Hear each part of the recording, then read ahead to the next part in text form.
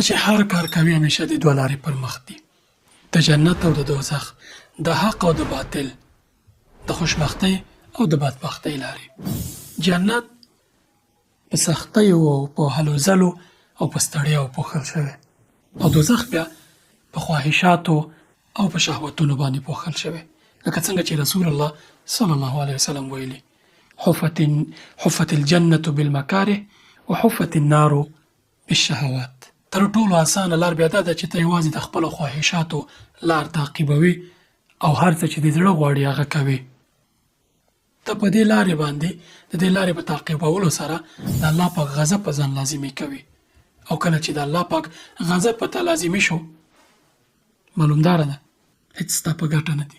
ته په داسې یو نظام کې ژوند کوي چې هر څه د الله پاک په اختیار کې دي. داسې یو شی ته پېژنې چې هغه د الله پاک په اختیار کې نه وي.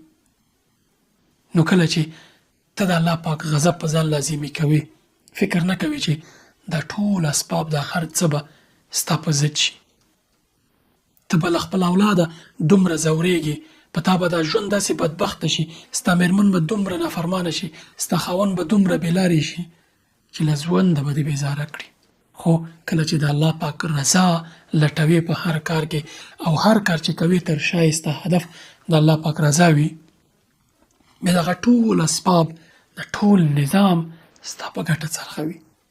د الله پاک رضا ترلاسه کړه، د ټول نظام به ستا په ګټه څرخېږي.